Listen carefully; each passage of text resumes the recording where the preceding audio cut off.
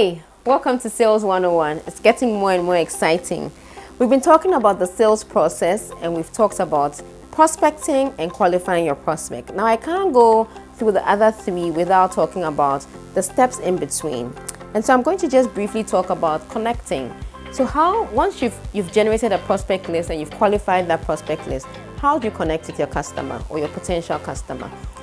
In the age of technology and social media and various options, there's so many opportunities. If you can't get an appointment, there's so many other ways of reaching out to them.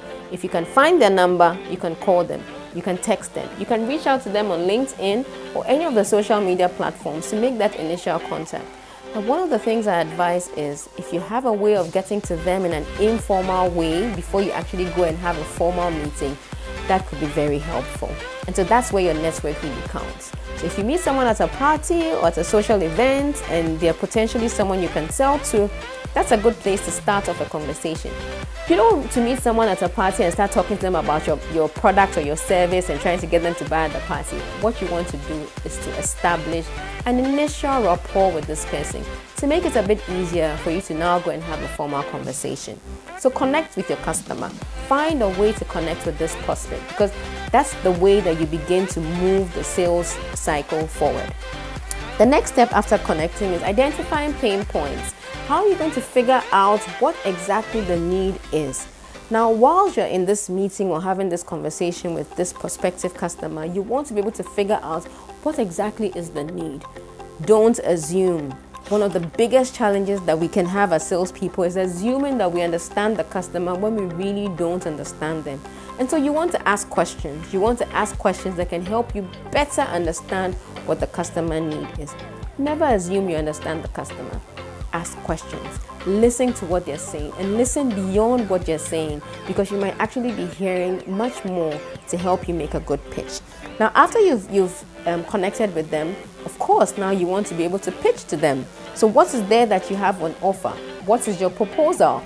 I advise that you don't use a generic proposal for every single customer. And I'm talking about within the context of a business-to-business environment. It's better to always customize your proposals. And so it gives the customer the sense of you understand me, you understand my need, and you're offering me something that is tailor-made to fit to solve my problem. And so your pitch is your offer to the customer, the prospective customer, and it should, as much as possible, be customized. Another very important thing about the pitch is it's not just a one-way conversation. It shouldn't just be you blabbing and blabbing and blabbing. You always have to try and make it into a conversation. And so you need to figure out how am I going to make this presentation a conversation between myself and my prospect. Should you use PowerPoint? Should you not use PowerPoint? Well, that's specific to the type of customer that you're approaching. You don't have to have a PowerPoint presentation for every single prospect. You need to figure out what is most appropriate for your particular prospect and use that mode of communication to achieve your goal. In our next episode, we'll be talking about how to handle objections because objection handling is the biggest bane of the sales process. So don't miss it.